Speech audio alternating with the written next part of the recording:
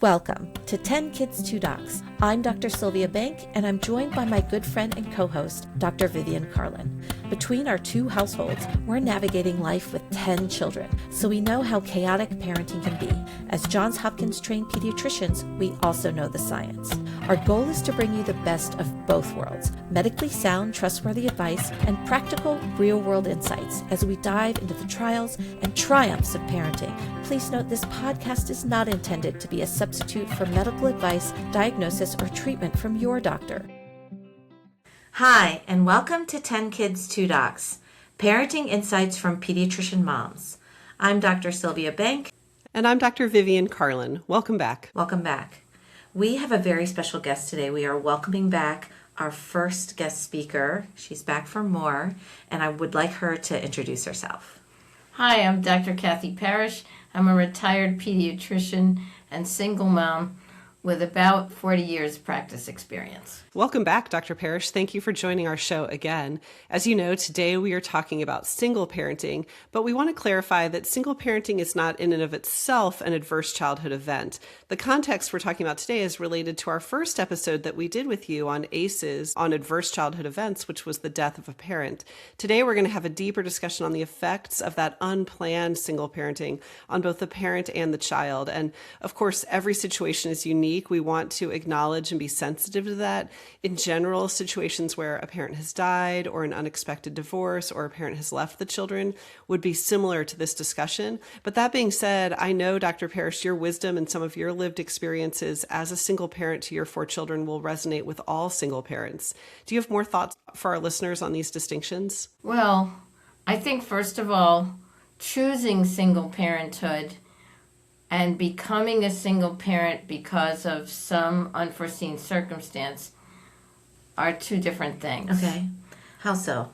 Well, I think people that choose single parenthood go into it knowing they have to do it all themselves. Mm-hmm.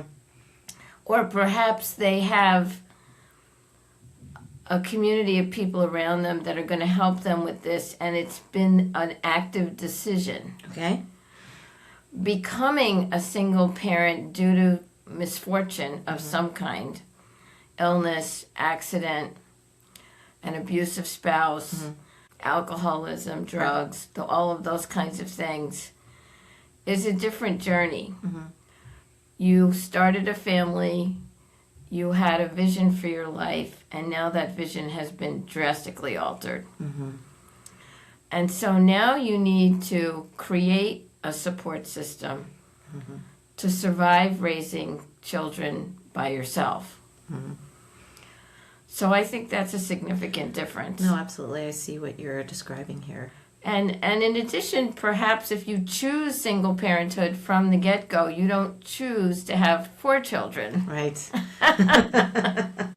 Yeah, 4 children is a lot. What is that saying? 4 children is the new 8. I would love if you could just describe some of the things that were hardest for you as you became a single parent.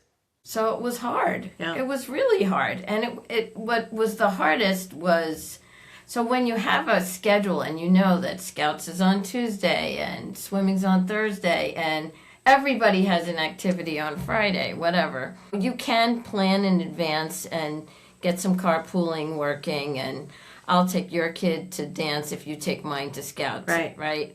That kind of thing. It's when the unexpected happens and you're alone. Okay. Do you have an example of that? Oh gosh, how many? I mean, small examples, like I picked up my boys from floor hockey one night. They were 8-ish. They were young. And I slammed my hand in the car door, and we were alone. And for some reason, all the other dads had just pulled out of the parking lot. Oh, no. And I didn't know if I was going to be able to drive home. This was before cell phones. And I'm sitting there in the parking lot crying, not knowing what to do, and finally, after about 20 minutes, my hand was hurting little enough to drive home. That also happened to me at a soccer game where I turned my ankle and didn't know if I was going to be able to drive home. So, when things happen to me, Yeah. and I'm the pivotal person, Right. it's a minor crisis. Yeah. But then there are other things, Think about trying to teach 4 children to drive, and having 4 teenagers learn to drive. Right. Every single one of them had at least one fender bender. They were never hurt, and the other person was never hurt. Mm-hmm. And it wasn't always a person. Sometimes it was a tree or a fire hydrant or a mailbox or whatever. Right. I cannot tell you how many calls I got at work, and it's 4:30 in the afternoon, and Mom, I was in a fender bender and I don't know what to do, and I have a patient in the next room, and it's a disaster. Yeah. So it's really difficult as a single parent to navigate everything. Yes. That is the thing. To not really be able to rely on someone else, right? Yes. If there is a plus, my children are very close and rely on each other to this day a bit, even though they're adults. They also, each one, didn't get as much attention as if there had been someone else. Yeah. Can you describe a little bit the change from having your spouse to help make decisions and navigate life for your family to doing that as a single parent? Every decision is me. Yeah. When the oldest one comes home as a sophomore in high school, and she wants to go to her first boy-girl party, and I say, okay, so whose house is it at? And she tells me, okay, I'm going to call the mom. No, you can't call the mom. I said, yes, I can. And I need to. I don't know these people. I need to know if there's going to be an adult home during this party, if there's going to be alcohol there. You're 15. Right. I need to know. Oh, no, I won't go to the party. Okay. Now I'm the bad guy, and she's sulking. And the other 3 are like, Mom, I need help with my math homework. Right. Like, while this conversation's coming. And the third one is like, how come there's no clean towels in the bathroom? Right. Right. That's all going on. That's your at the same day-to-day, time. right? Yeah, that's the day-to-day. And then you have this minor teenage crisis. And so then she comes home from school 2 days later and says, everyone else's mom called. I said, okay, I'm going to call now. I kind of told them I wasn't going already. You could change your mind. I could call. Okay. And then I call the mom, and she says, oh, we actually canceled the party. After all that drama, all that emotional energy, and now the party's not even on. And but it's not like you can pass the baton where you're no. like go talk to so-and-so, right? Yeah, like you need to handle every crisis the moment it happens. Yes, or 10 minutes later if I'm in the middle of 2 crises. Right. Right? So everything you've experienced as a parent, just imagine if you had no one to pass the baton to ever. You're having a bad week, you're sad, you're down, doesn't matter, you have to do it. You don't feel well, doesn't matter, you have to do it. You were up half the night with one of them vomiting, the other 3 still have to go to school and you still have to go to work. Right. And now somebody needs to come be with that one. Which rarely, but I did. I would call out. That is so difficult. Like you can never be off. Right. And I do think a lot of working moms probably feel that way even if they have a husband. Yeah. But they have a husband. The car breaks down, maybe he deals with that. The lawn needs to be mowed, maybe he deals with that. Honey, please change the wash loads while I go put this one in the shower. Maybe he deals with that. There are things maybe you delegate. Yeah. I can certainly remember being married and having having that situation, right? Versus what like the division of labor. Yeah. You have to be the bad guy all the time. Like one year, my boys loved lacrosse and played for many years actually. And the one was a little more talented than the other. That's difficult. And the one was eligible to make the A team and the other one the B team. And I had to look at the A-team one and say, I'm so sorry. You're going to play B-team lacrosse because I can't do 2 separate game schedules in different locations. And the A-team traveled, of course. What am I supposed to do with the other 3 kids? Mm-hmm. So I said, I'm so sorry. I just cannot do it. A lot of travel and he sports was families. devastated. Yeah, a lot of travel sports family. It's like dad takes this athlete, mom takes this athlete, and you divide, right? Yeah, and we had some help with some of that, but I certainly couldn't ask a parent to take my kid to every A travel game, and plus I would want to be there for his sake, right? You don't want to say, you can play A ball, but you need to find your own rides, and I can't ever come to the game. So, it's hard. I appreciate you sharing all of that. And what I'd really like to do in the second half, I also want to hear your encouragement to single parents based on the things you've learned.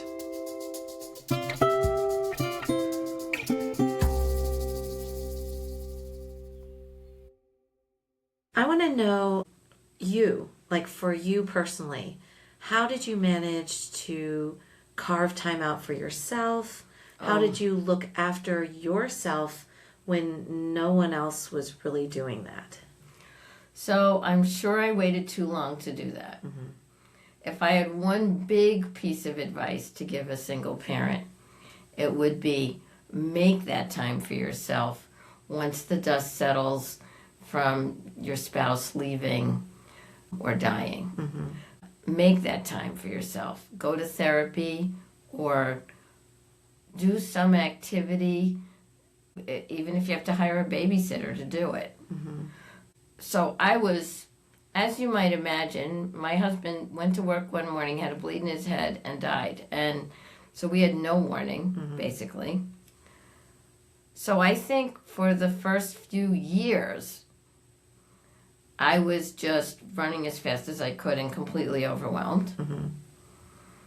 And it wasn't until the boys were 6 when he died, when they started driving. Oh my goodness. 10 years later. 10 years later? Yeah. And the thing was, by the time I got done with what I needed to do every day, I literally fell into bed at 10:30 at night or 11 or later, and was in a coma. I was so tired, mentally and physically. So by the time I figured out that I better take care of myself, I went to therapy, which I should have done years sooner. I joined a choir because music is a happy place for me. And we're Catholic, we were going to church anyway. So it was one night a week. My boys were old enough to be home alone when I was at choir practice. And I'd go to choir practice, and then we'd all go to church at the mass I sung at. So it worked. That was 16 years ago, 17 years ago. I'm still in that choir. I love those people. They're part of my close friend group in my life. They're one of my families, right? So I did that. And as time started to drift by, as my kids got older, I bought a bike and started riding a bicycle because I like doing that.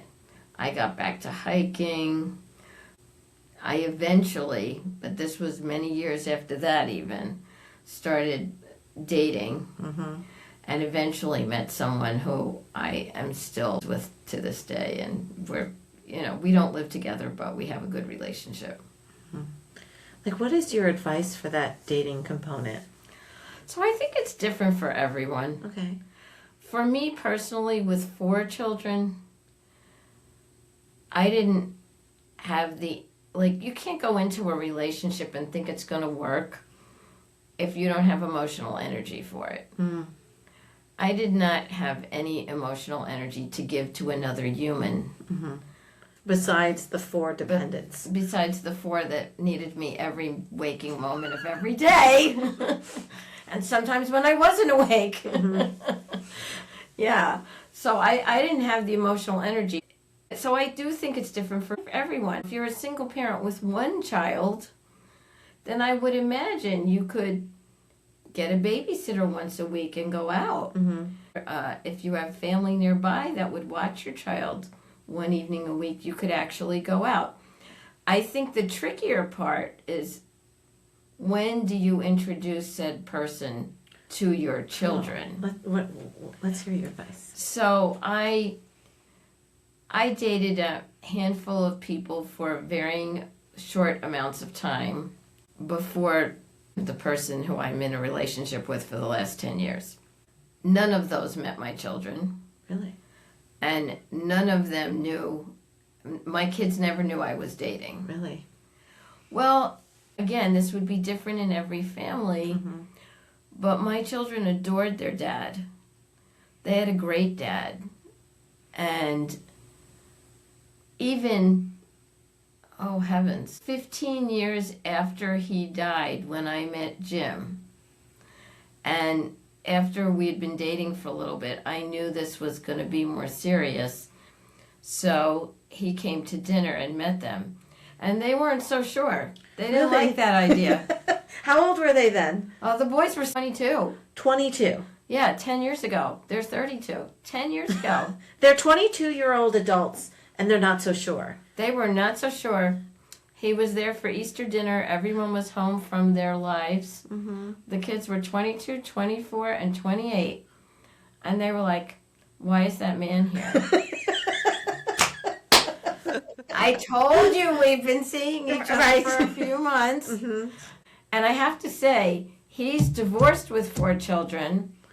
And his kids weren't so warm and cozy either.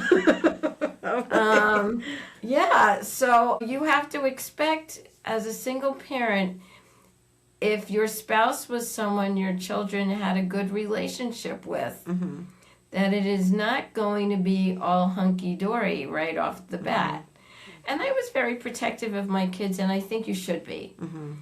Bringing someone into your life creates an emotional attachment. And you don't want to subject your kids to a revolving door of those people. You're with someone for a couple of years and it doesn't work out. Okay, nobody foresaw that, and you thought it was going to be for a while. But if you're going to do a revolving door of dating for your own sanity, which I'm not judging at all, I would just do it on your own time. I wouldn't bring those people home. If you're going to spend the night, I'd go to his place or her place. Your kids don't need that additional emotional trauma. They've lost a parent or never had another parent. And kids get quickly emotionally attached. And to explain to them, oh, I'm sorry you liked Mr. Jim. He's not around anymore. And especially if their parent died. Like, they're like, what? Wait? Did he die? Yeah. Like, it's where they go, right? Yeah. So I think dating's a very personal decision, but subjecting your kids to it, I would wait until you think this person's going to be in your life for a while. Because it's going to affect them. You know, and it should be, this is again my opinion as a pediatrician, I suppose, but you want to talk to that person too and say, so I have a son or a daughter or 2 of them or 3 of them, or in my case 4. Do you like kids? You know, you want to have that conversation and not in front of your child. Like, before you bring them into your life. And maybe if they're not so keen on kids, maybe this is not the right person for your little family. Right. Because your kid will always come first. Or children, multiple. They'll always come first in your heart. So you want to be careful about who you bring into their life. As opposed to your mental health. Right. You want to go out and have fun and not have a big relationship with somebody, go. Right. Just tell them I'm going out with a friend. That's the whole discussion. Who? A friend. Done. Done. They don't need details. Do you have any words of encouragement for those single parents out there? Yeah. First of all, I'm sure you're all strong people, good people, doing the best you can. And I think it's important to know that about yourself. And when everyone's throwing their opinion about what you should do at you, say thank you, walk away, bounce things off people you trust, make a decision, stick to it, and believe in yourself. You got to be a parent in life because you were doing a lot of things right. You're okay. It's going to be okay. It's not going to be easy, but it's going to be okay. And you're going to have a really great bond with your children because you're their everything. For better or for worse, kind of like a marriage. You're their everything, and they will cherish you. They will absolutely cherish you. It's going to be okay. And I would also say, if you are struggling, don't do what I did. Don't motor through for 10 years struggling. Go get help. There's plenty of good therapy out there. Go do a spa day and send your kids to a babysitter. Go join some activity that's once a week for an hour or two that makes you feel like a person. Take care of yourself. That will help you on this journey. You'll be a better parent for it. So I want to thank you, Cathy, for joining us for this episode on single parenting. I'm sure it's not easy to talk about all these things, but I think your voice and your advice is really important for that parent out there who may be a single parent and may be struggling. So thank you so much for coming on to our show. It was my pleasure. This is 10 Kids, 2 Docs. I'm Dr. Vivian Carlin. I'm Dr. Sylvia Bank. And I'm Dr. Cathy Parrish. We'll see you next time. Thank you for listening to 10 Kids, 2 Docs, hosted and created by Sylvia Bank and Vivian Carlin. If you enjoyed this episode, please subscribe and recommend our podcast to other listeners. Visit our website at 10Kids2Docs.com, where you can find links to social media and leave comments or suggestions. Back next week with more topics in parenting.